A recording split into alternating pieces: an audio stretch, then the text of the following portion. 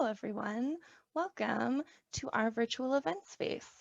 So, my name is Allie, and I'm your host for this evening. And I'm so excited to be introducing Reagan Jackson and Anastacia-Renee here to discuss Reagan's book, Still Here. But before we get into the good stuff, I just want to quickly thank you all so much for tuning in. As much as we miss having you all in the bookstore, it has been such a delight to expand this online program to connect with readers and authors in a virtual space. So thank you all so much for tuning in and buying books. Your support is what makes all of this possible. So I will be linking books in chat all evening, so it'll be super easy to go find them. For those of you in the Seattle area, come on in. All of our 3 locations are open, or you can place an order online and come pick them up in store. Or if you're not local, we do, of course, ship, and we are so, so grateful for your support. While you are over on our website, I definitely encourage you to check out some of our other upcoming events. We have an exciting roster coming up over the next few months. And if you'd like to stay in touch with our community, you can sign up for our newsletter. It's a weekly update about events and exciting releases, our online book clubs and blog posts. And of course, follow us on any of the major social media platforms. We are at Third Place Books, and we even have a TikTok, and that'll just be the quickest updates and recommendations. So we are here for about an hour, and towards the end, we will be taking questions. So if you have any questions, which we very much hope that you do, go ahead and leave those in the Q&A box, which should be either at the top or the bottom of your screen.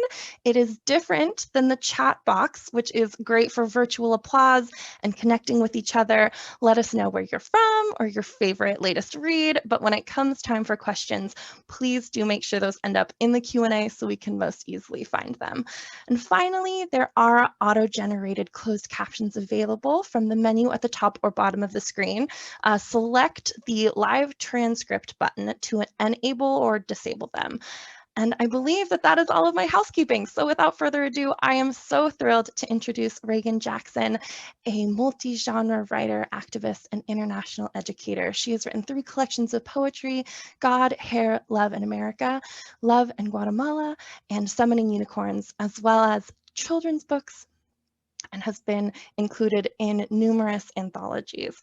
She is the program director for Young Women Empowered, the co-founder of Blackout Healing, and has taken over 200 youth abroad to Japan, Guatemala, and Mexico.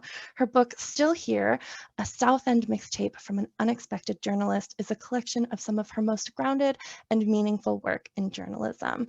In conversation tonight, I'm so happy to welcome Anastacia-Renee, a writer, educator, interdisciplinary artist, TEDx speaker, and podcaster.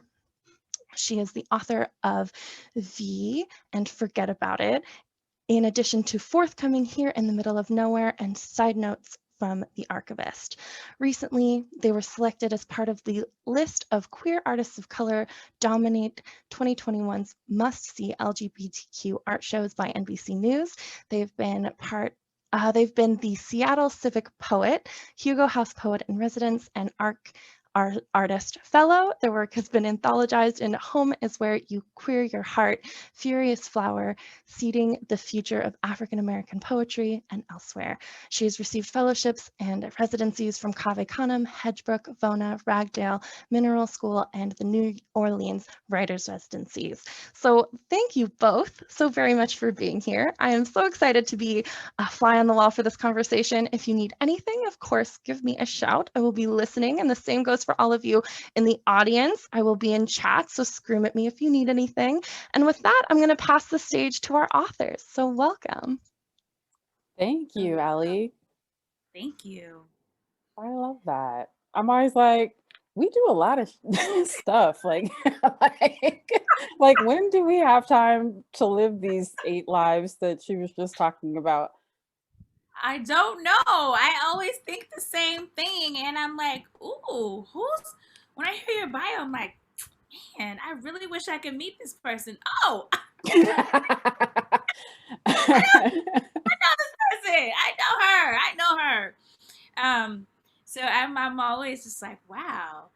But thank you, Third Place Books, for having us, and thank you, all of you out there who are joining us. And I I really have to rein it in because I said I was going to do this really professional and you know, in the way that I would be in conversation with people that I don't know as well. But because we have a podcast and we are friends, it's really hard to maintain that boundary, right? Because I just want to be like, hey, girl, hey, and that is not the way, because this is a professional in I'm conversation like, with. whatever, it's fine. Like, hey, girl, hey. Right.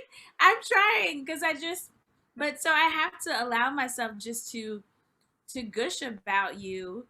I think that, not that you asked, but one of my favorite things about you is not that you do so many things, but that you do so many things well. Um, Mm. I know many people that are doing a lot of things, Thank you for that and distinction. they don't do them all well. And I just feel like every month I'm saying to myself, what, and I've heard other people say it too, I won't call them out, but like, what doesn't Reagan Jackson do?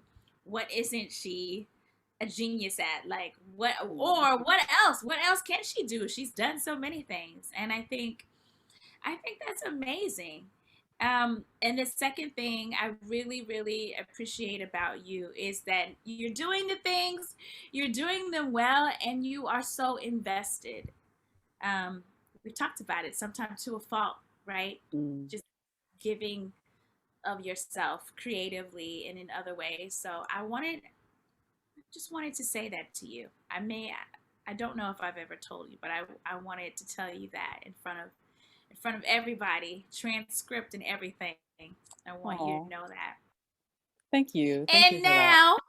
now I'm about to get into the question of the day, Oh, okay. which is, yes, there's always going to be a question of the day. I love it. Yeah, for those of you who haven't been hip to our podcast, it's called the Deep End Friends. Subscribe. There's So always a question of the day.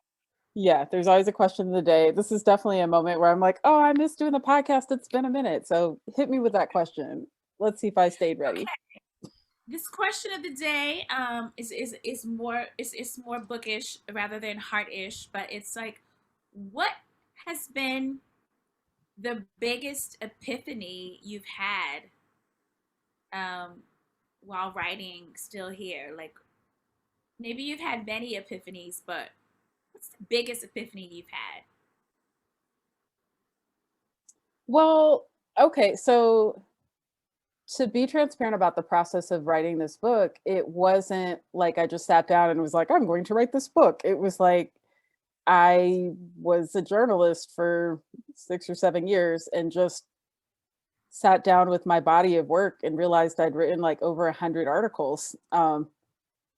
And I was like, what happens if the apocalypse comes and the internet crashes and like all my work is online? So I had that like panic moment, and was like, no, I want to like collect it all together and put it in a real book so I can take it with me when I'm like fleeing. I know these are like awful like apocalyptic fantasies, but I do feel like it's pretty apropos, like um, it's not so far-fetched anymore. Everything that Octavia Butler ever wrote is No, no. high And key coming true. you would use the word apocalypse, and people would be like, "What? What are you talking about?" And now everybody's just like, "Yeah, They're like, yeah, we kind of, we're in it. yeah." Yeah, but yeah, so I would say that's one big revelation is just how much I've written, because I think I wrote them in small chunks, or I'd be like, oh, I gotta, I'm on deadline for this article, and oh, it's the next article, and then it's like they talk about the journey of a 1,000 miles begins with a single step, but then sometimes when you look back, you have no idea how many steps you've taken until you really like stop and sit with it. And then also in the process of sitting with my work, it's not even like this is all of them. There's a lot of articles that didn't go into this, and then a lot that I wrote after this came out that I'm like, oh, that would have been good for this book. But that's that's the writer's life, right? You Writing have to millions have of another things. book that's like still here, Still here. something like that. Well, Mhm. I mean, I figured that would be your your answer because you didn't.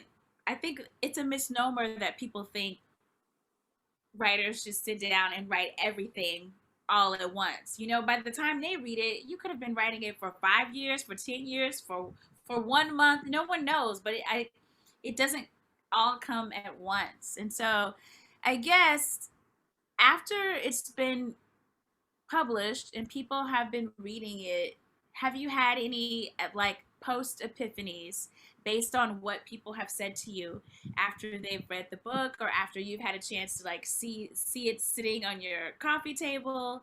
Have you had any like wow moments? Well, in partnership with KVRU, which is our low power FM here in Rainier Beach, I've been working on the audio version of this book. So I've actually like spent, yeah, I know it's crazy. Like I would go in and like record an hour each week of just reading through the book. And so I actually have been reading my own book, which is a whole thing, and reading it out loud, which is a whole second thing. So one epiphany I've had is, wow, this is actually a pretty good book. So, buy it. And hey, but another thing is how timely and timeless some of my work is, and that some things I wrote in like 2013 or 2016, I'm glad I put the dates, it's date stamped when it was originally published, because I could have written it yesterday and it would still be just as valid, especially like the whole like section around Black Lives Matter, those things, a lot of those articles, you can just switch out some names and they ring just as true. But also just the way that people have been responding to the book. I think for me, writing is a very solitary process in some ways. I'm a kind of a navel gazer, like I'm in my own process, and I don't spend a lot of time thinking about how my audience is going to feel. Which maybe that's different. Maybe other art, like other writers are more present with that. But for me, writing has been so personal that it's not always been about that. And so getting feedback that there are certain pieces that really meant something to the people reading them, it's really wonderful. And it's also like sometimes takes me by surprise, like, why do you care about that? But in a good way, like in a, there are different connections that we're making as a result of this work than I even knew would be possible. I mean, I agree with you, and I think a lot of writers would say that it feels like a solitary thing, and we're not thinking about other people's feelings. I think it's always like, well, let me get the work out, let me get the word out, and let me get the work out, and then I'll think about what people feel about it later. You Mm-hmm. touched, you started touching upon it, but I want you to give us more details about your actual path to the book. I am aware of the path, and you say it a lot casually. Yeah, I'm a journalist. Yeah, I'm a writer. But I think sometimes people are like, "What does that even mean?" Like, um, and why is it such a big deal when we talk about cross genre and multi genre writing? Because I say it comes from a lot of places in the brain. My journalist brain is not my poet brain. In fact, I don't even think they eat lunch together. They're like, you do your thing, like whatever, you know? So I want to know about your path specifically to these essays and this book, though you have written 6 books, right? But to this book, these essays, what was your path? Well, I think I'm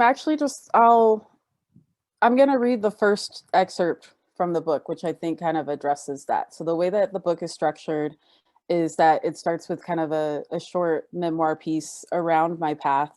And then it's divided up into the sections that are the hood, the struggle, hashtag Black Lives Matter, the world, the people, and the body. Like, so it's kind of an interesting flow of different kinds of articles and different work. And some of it was previously published, most of it was, and some of it is not.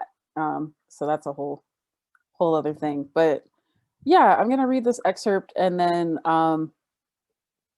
ask me again if there's any clarifying parts around it. My friend always calls it my reading voice. I'm going to put my reading voice on. The beginning. Quote, if I didn't define myself for myself, I would be crunched into other people's fantasies for me and eaten alive. Audre Lorde. I have long felt the crushing weight of the strange paradox of being both invisible and hypervisible as a Black woman in America. The need to process my experience has kept me coming back to writing. Though I've been a writer for the majority of my life, I didn't see a place for myself in journalism. In the early 1900s, W.E.B. Du Bois wrote about the theory of double consciousness in his book, The Souls of Black Folk. He posited that being Black and being American is to look at the world with two understandings, that of the white mainstream lens and that of our own cultural perspective. It is this double consciousness that made me skeptical and critical of journalism for the ways it has been used as a tool of systemic oppression to vilify and misrepresent people of color. But it is also what positioned me well to become a counter-narrative. I was introduced to Sarah Studeville, Jessica Partnow, and Alex Stonehill, the co-founders of the Seattle Globalist, in 2013. We met over brunch at the home of my friend and media justice activist, Sabrina Roach. Sabrina introduced me as a person who liked to write and someone passionate about study abroad. I fell into a rant about the ways in which people of color are excluded from study abroad programs and how the white solution is to mistake color for economic status and throw money at the problem. Yes, money is sometimes one obstacle that people of color face in making the decision to study abroad, but we're also always making ways out of no way. Finding scholarships, hosting spaghetti dinners, or circulating GoFundMe pages. The challenges that go unmentioned are the fact that many of these programs were not designed with us in mind. I told the story of the Black girl who went to South Africa on a study abroad program only to arrive at a white homestay with a family that had a dog that was trained to bite Black people. There is a global misconception, often perpetuated by white media, that the US is a white country. Still, what kind of negligence exists that a university would send a student to such an unsafe environment? What if that student had been white? Would it have been acceptable for them to stay in a home with people who harbored such hatred? What would they have learned about South Africa?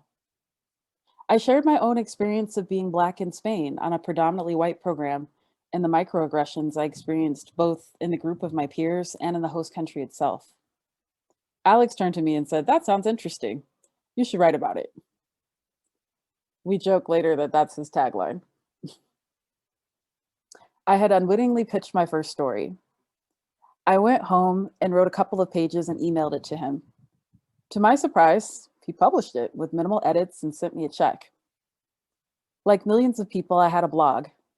I was also a contributor to the Black Girl Nerds blog. I had written 2 articles in high school, one that published in the Madison Times and the other in the Capital Times, but the process never felt so official. After my first article, I followed up with another, and within a few months, they offered me a column. When I told my dad I was going to be a reporter, the first thing he said was, "Well, don't be that asshole who sticks the microphone in the face of the person who just lost their kid." His words challenged me to think critically about the role of journalist. We tell the facts, we report what happened, but so much of what has been written about my community has been narrated from people outside of it with no context to understand the facts, enough to even articulate the full truth. I wanted to tell stories from my community, but never at their expense.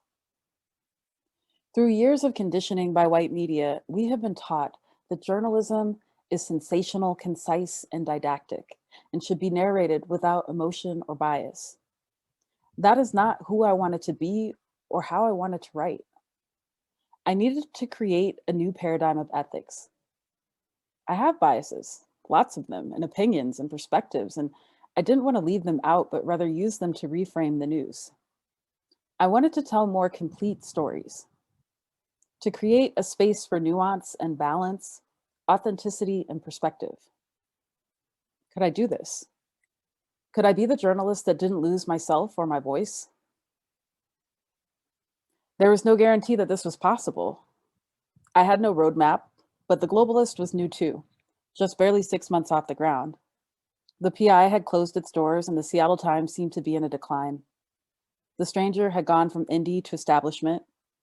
Journalism as we knew it was dying. Standing at the funeral, suddenly there was an opportunity to right some wrongs, to stop begging for representation and trying to get a foothold into the mainstream. I took a chance that together we could do something I hadn't seen done. Alex took a chance on me in extending the invitation to write. I had never worked with an editor before, and I was hesitant to invite anyone to critique or censor my writing. One of the perks of invisibility is that you don't have to follow rules. No one was listening to me anyway. I could say or write whatever I wanted, but here was this invitation, this opportunity to be heard. Alex was a patient editor. Sometimes I would pitch an idea and he couldn't see the story, but he was open to letting me try. He asked smart questions that helped me reframe and clarify my words, and sometimes poked holes in my arguments so that I could see where I needed to shore up my research. Despite my misconceptions about journalism being a dry, concise form of writing stripped of all personality, I found myself working with an editor who had an interest in my voice and my perspective. He helped me to become visible and to be heard in a way that I hadn't before. The Seattle Globalist showed me who I could be as a journalist and what I can contribute to a field poised to acknowledge its own failure to represent communities of color in an equitable and accurate way, and ripe for reinvention. And I'll stop there. Definitely answered the path to the book question. I'm so happy that you talked about the idea of being like invisible and also hyper visible, and the idea that like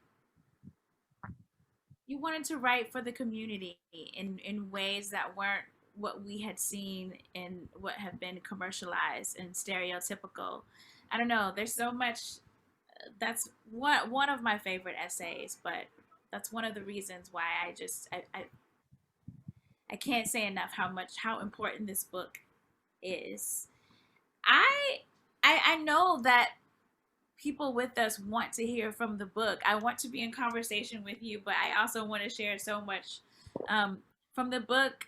I'm wondering if you're willing to read an excerpt of an essay that you found really difficult to write, or maybe the essay that frightened you the most, because just because it was frightening doesn't mean it was difficult. So choose one, either one that was really hard to write, like I don't want to do it, I don't want to do this, why, or one that's just like I'm never ever gonna write that is just too scary, and then before you know it you have an essay. Choose. Ooh, okay. I'm gonna say a thing that all the writers in the room are gonna be a little salty, so don't hate on me. It's not hard. For me, writing has never been a thing that's super difficult. So like I think that would be it would be hard for me to pick that. In terms of things that scare me,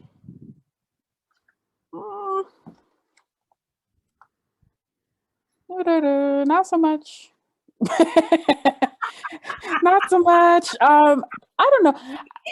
Well, I mean, I'm not saying I'm fearless. I guess what I'm saying is like if it gets to a point where it's like in me to write it down, I'm like in that I said what I said situation.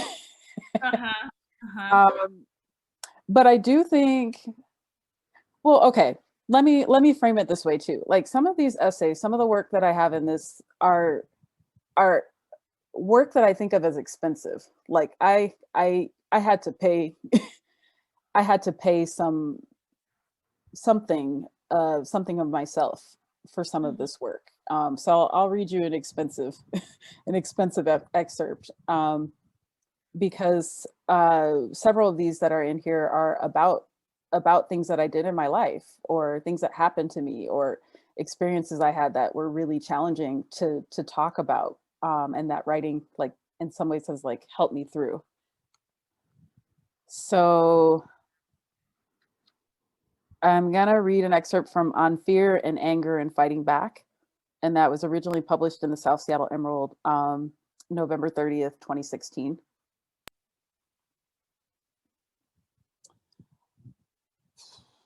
Jab, jab, straight. V-dip, hook punch. I keep my feet moving and my guard up in sync with my partner. It's the 11th session of a 14-week boxing class called We Fight Back, and we are finally sparring. My shirt is soaked through with sweat and my muscles are screaming, but I am grinning through my mouth guard. I have needed this. It's been 16 years since the last time I wore a pair of boxing gloves. I was lighter then, in the best shape of my life. I'm a different fighter now, more grounded and strategic. Even with less stamina, my punches knock my partner back a few steps and land with a satisfying thud. I love sparring. The adrenaline, the sweat, the way power feels in my body. When I'm fighting, it's one of the few times I feel like all of me is in alignment.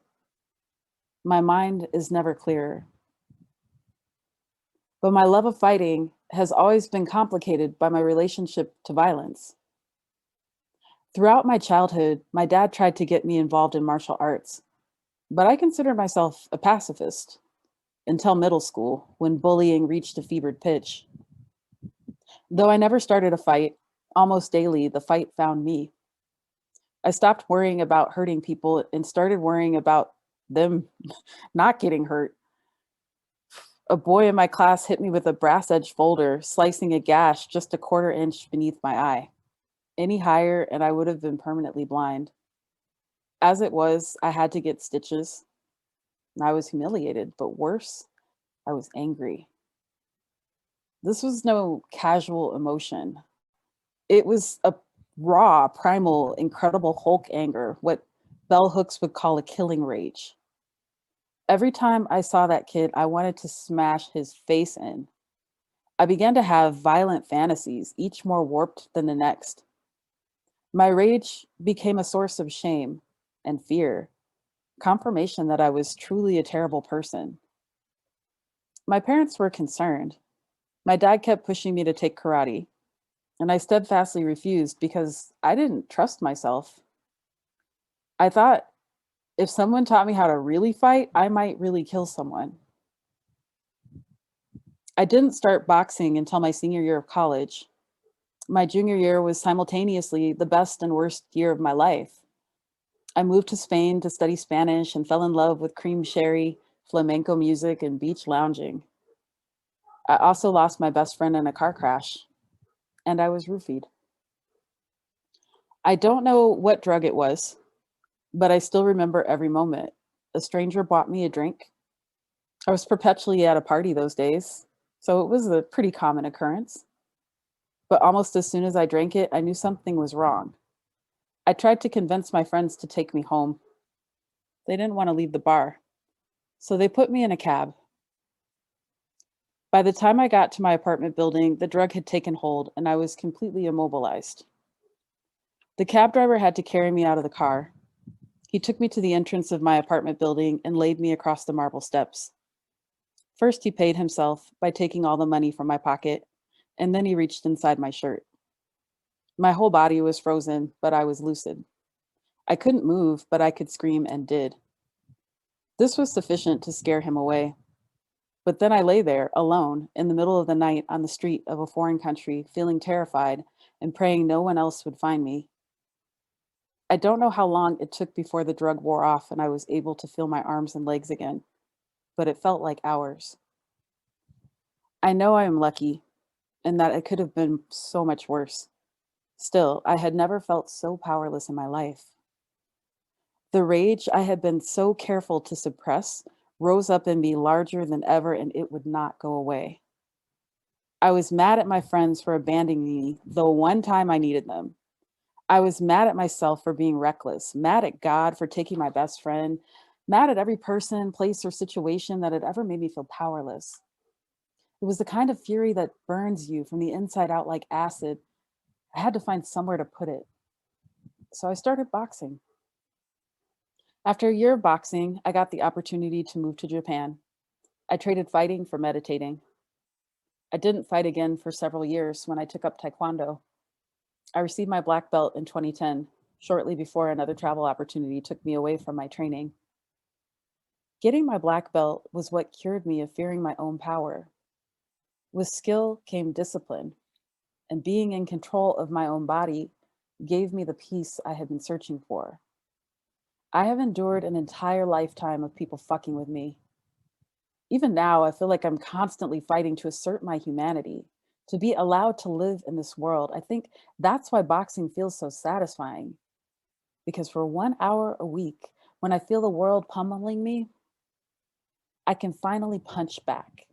I can take all the rage and sadness and righteous indignation and shove it into my fist and punch until my arms are sore and I can't breathe.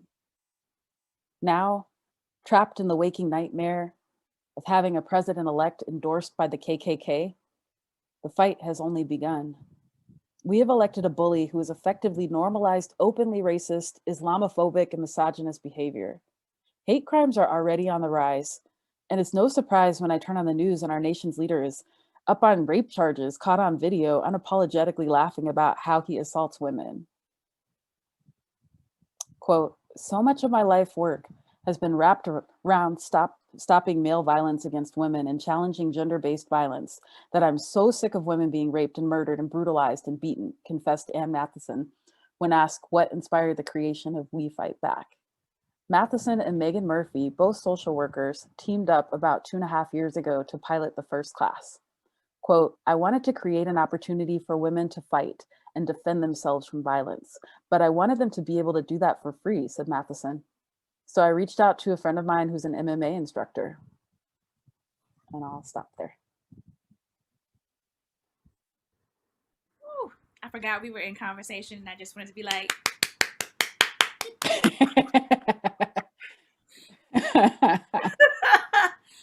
one of the things I love about this book of essays is the fact that you are so vulnerable. Mm. But then you're also, I don't want to say matter of fact, but you're very factual and fact based, and it's really a combination of all of those things. And I think I was raised during a time when essays were supposed to be just very essays and journalist articles. It was about the five, what was it, the 5 W's: who, what, where, why, and then how, and then just get the facts, and definitely don't insert how you're feeling about a thing, and don't get too many quotes, and la la la la la. And so when I read your book of essays, I'm like, she is breaking all the rules, and I love it. I love that you Yeah. are breaking all the rules, but then there's also there is a formula and a format there. Mm-hmm. I think it's really a hard balance to strike. And I don't want to ask you, how do you feel about being somewhat vulnerable? I mean, there was a lot in that essay you just read that people don't typically offer up. Like, hi, how are you? I was roofied laying in foreign country. You know what I mean? But I do want to know if the vulnerability has anything to do with the title. Like, what do you mean when you say still here? Mm-hmm. What does that mean to you? Okay, you asked like 6 questions. Come on now. That's secret journalism. You're like, I'm like, which one do I answer first? All right, thing one, still here, the title. Yeah, I mean, I think still here is the tongue-in-cheek joke, or it started out as that about, oh, I kind of slipped in through the back door of journalism, but I'm still here and I'm still, writing, I'm still relevant, still writing these essays, still doing these things. But also in the broader sense, still here is about our community. And the fact that, like, despite the fact that I could read an article written 6 years ago about Black Lives Matter, and have it be verbatim super relevant to this moment in time in terms of what our communities are experiencing, we are still resilient, we are still here. People still have stories that need telling, and are living incredible lives and making incredible decisions about how to be in the world.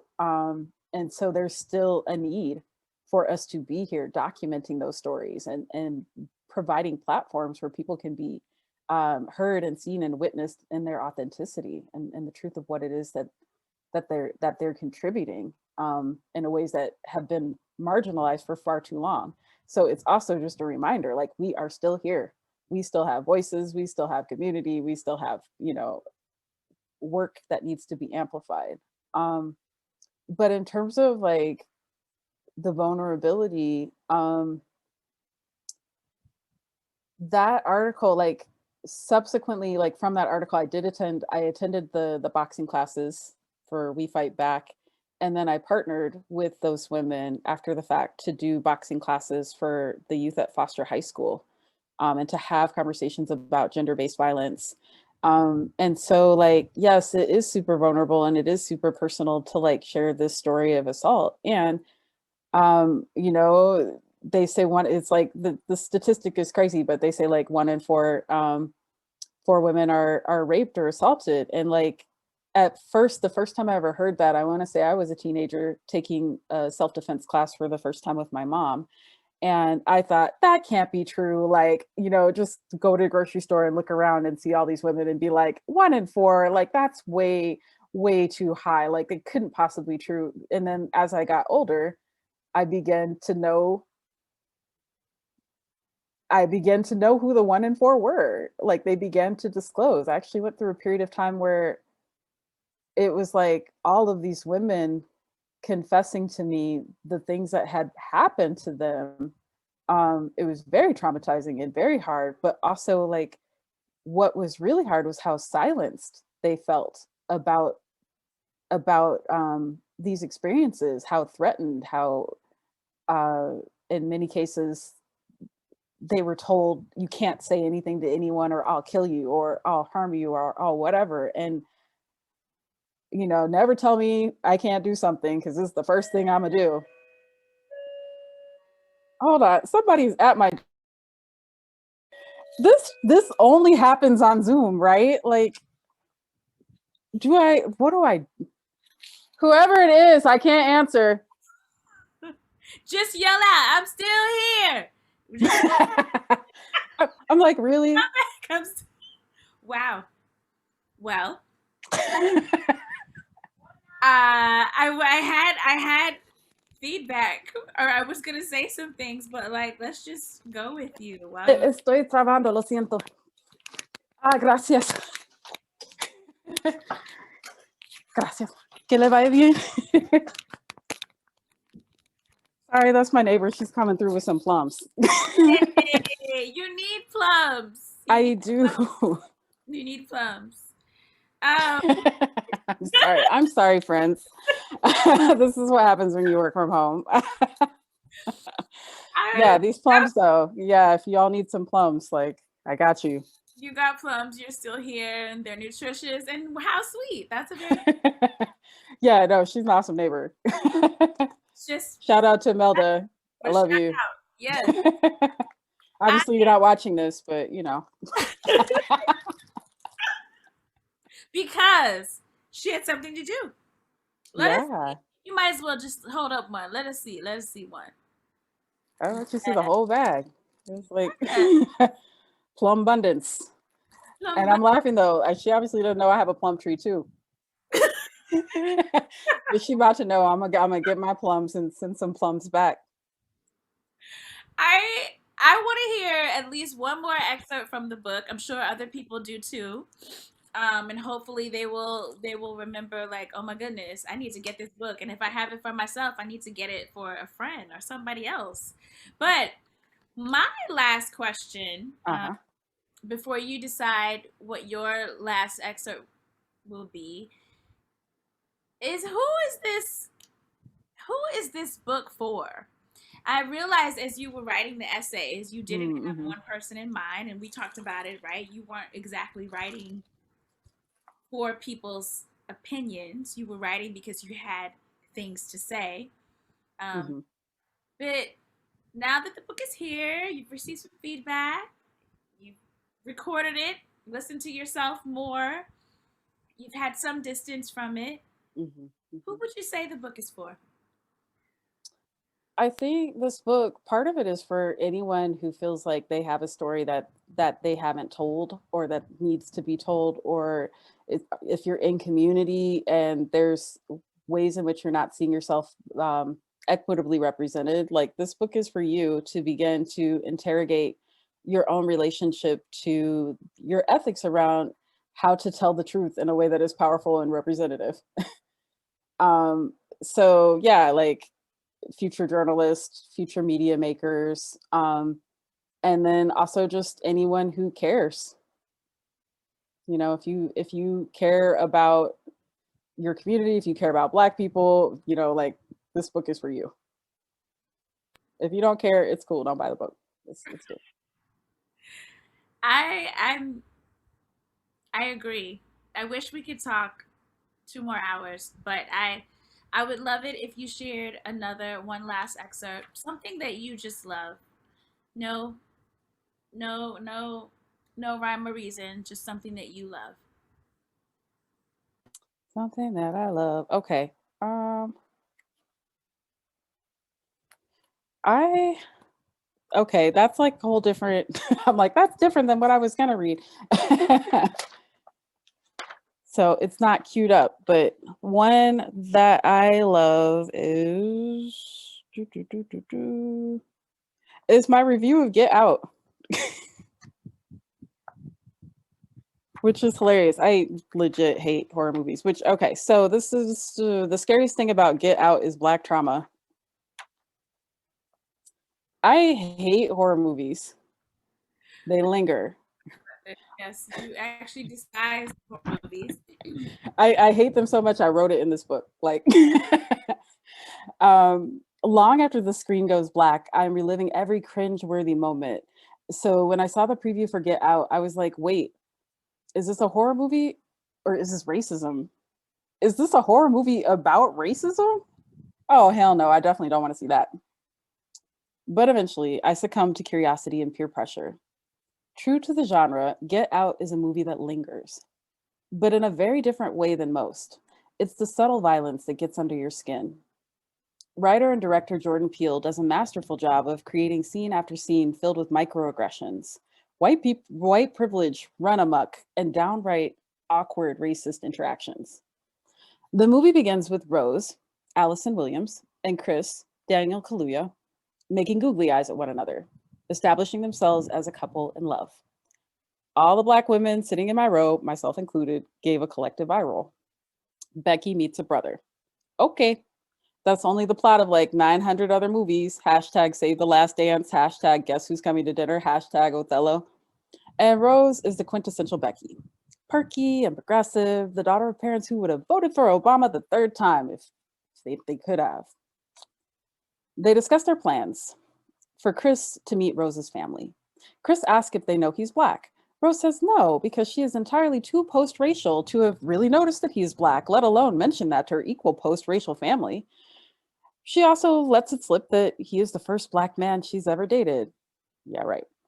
Which so perfectly frames the paradox of white people wanting to be both colorblind and congratulated on their sophisticated race relations at the same time.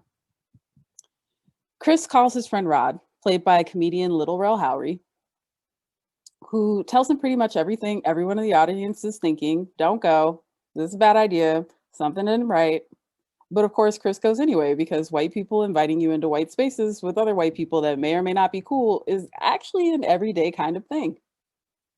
What follows is a montage of the way too true shit that happens when you're Black in white spaces, beginning with a slightly new twist on an old classic, the DWB, Driving While Black.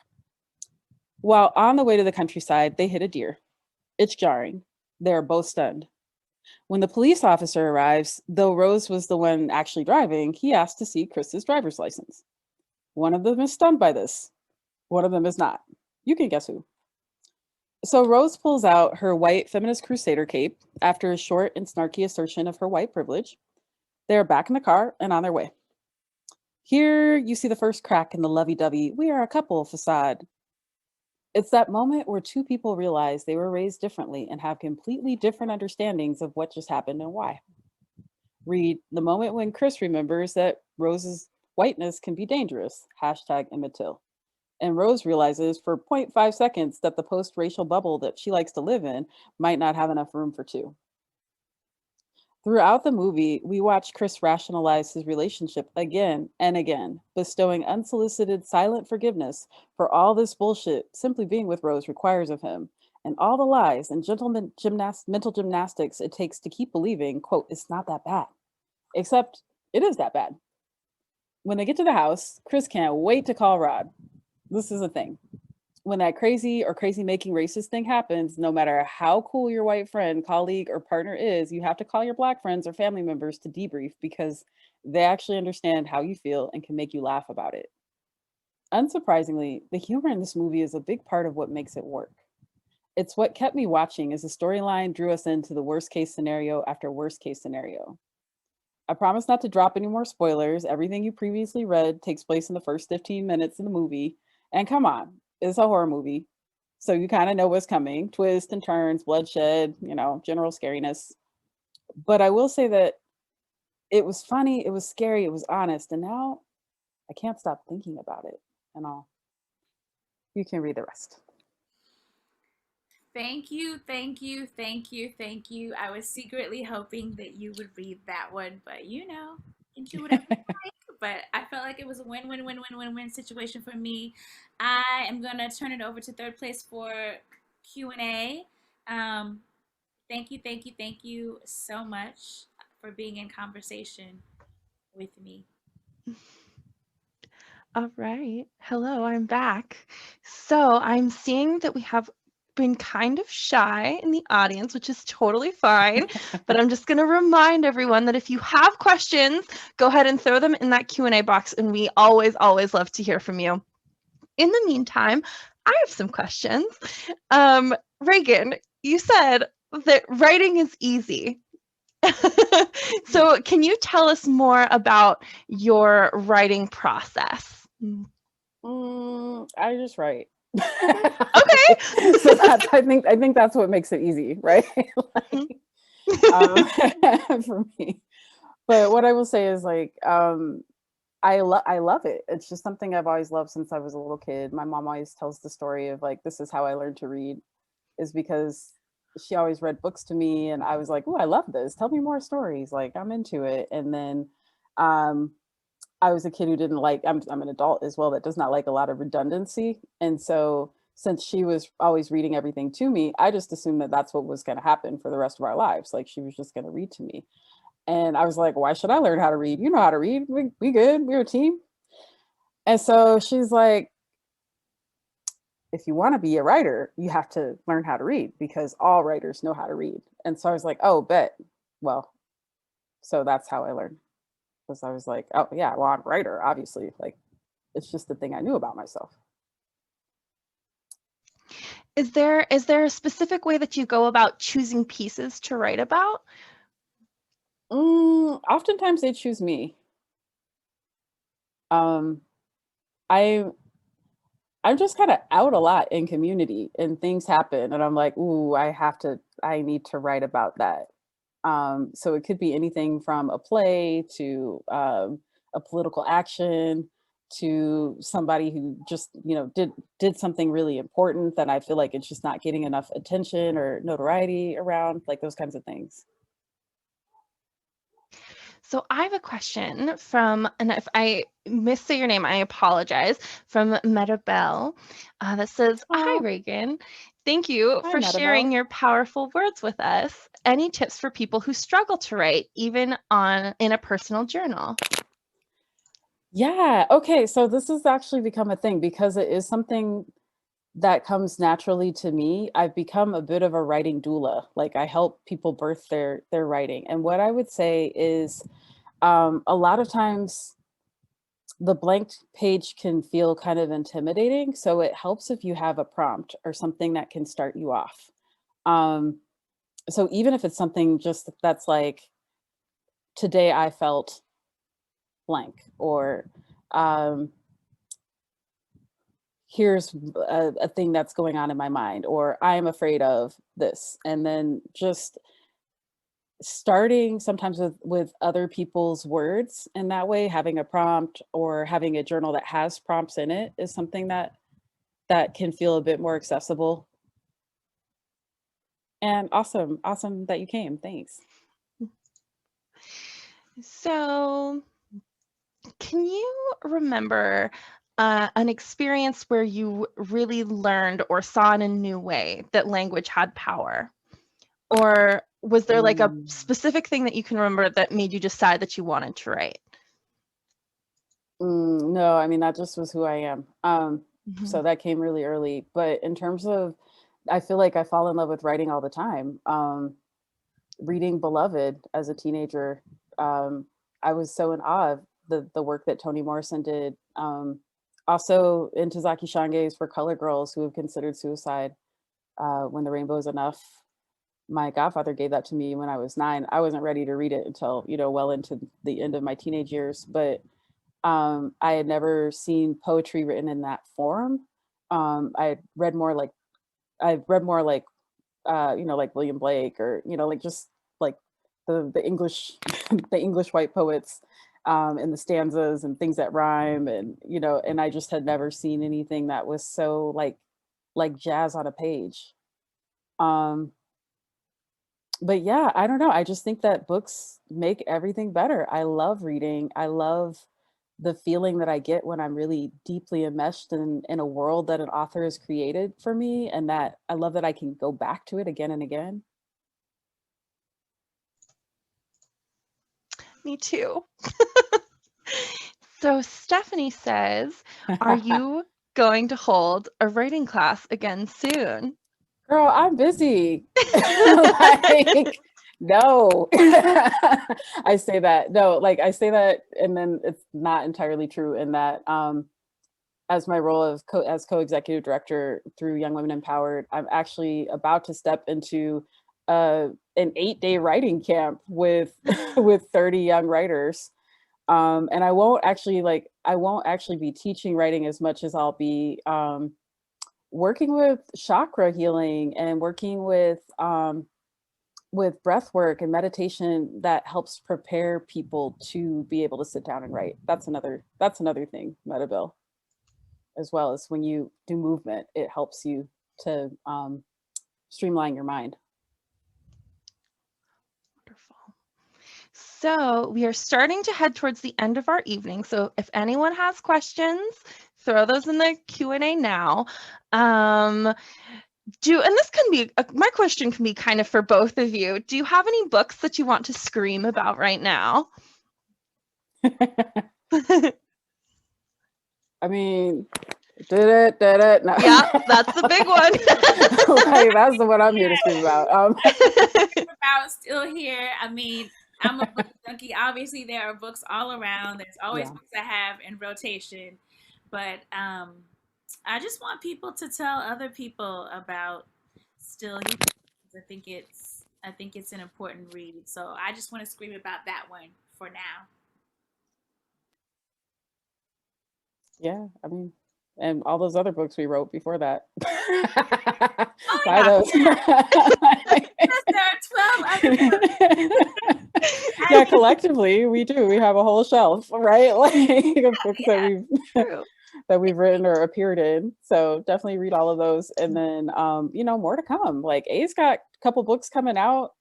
I'm shopping around for somebody, so in the audience, if y'all know an agent who wants to represent YA, like I've got a YA novel that I wrote during the pandemic, and I'd love to get somebody on that, because I need a team, y'all. Like, I can't be out here on my own. Like, I need adult supervision and someone to push it out there in the world.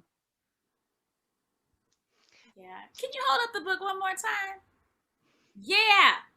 The cover's gorgeous. Yeah. Thank you. Such a beautiful book. This is actually adapted from an art piece I did. Oh my gosh, wow. Yeah, I like to paint. Oh. And I'm all like, see, like I said, what doesn't she do? Truly.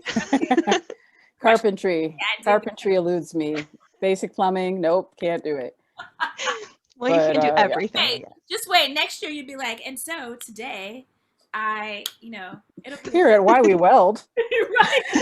Like, Why we plum? Just wait, just wait. hey, I am into, getting the kids hooked up with vocational jobs, because not everybody going to college.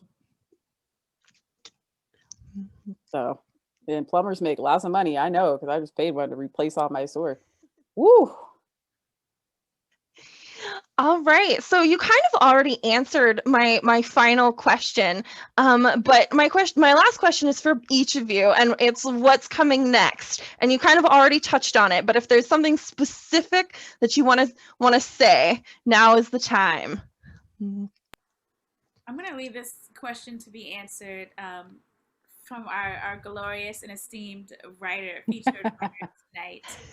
Reagan, what's on your plate? What's going on? Oh my God, what's not on my plate? It's like I need to push a whole bunch of things off my plate. But I think a couple of things. I know our fans have been waiting for a long time for season 4 of The Deep End. Y'all gonna have to wait a little bit longer, but I do think we're gonna jump back on that because there's still more to say. We're still here. So yes, deep in friends, you've heard it first. We are gonna come back and give you one more season 4.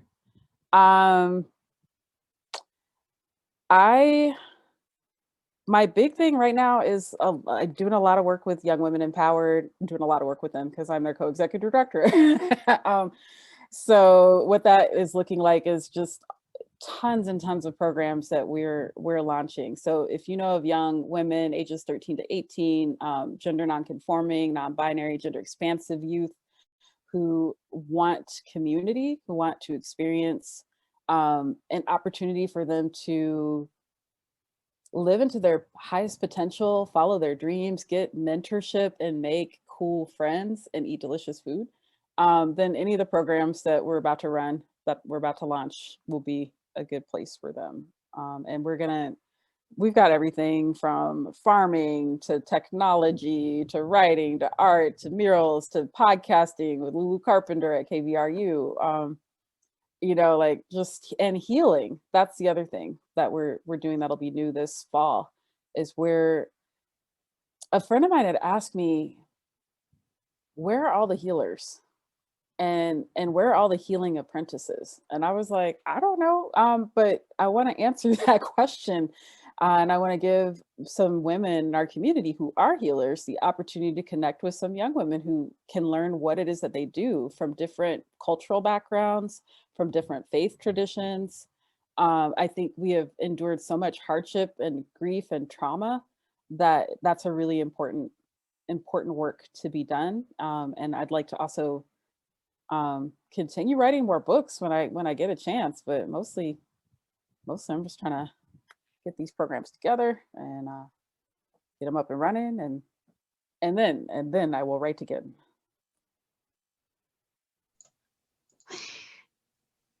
Well, I can't wait to hear more about that young adult novel too. Oh my gosh. Yeah, it's a thing. Yes. All right. So I'm looking at the time and we are about at the end of our night, but I just want to take one more moment here to thank you all of you, so much for being here, for turning up.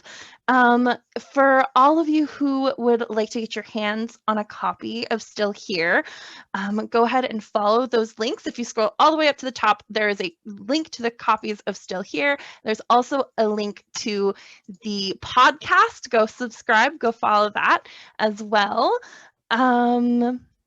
Let's see, if you are local, we would love to see you. Come on in, come tell us what you thought of this event. If you're not local, tell us about it on Twitter. We'd love to hear from you that way as well.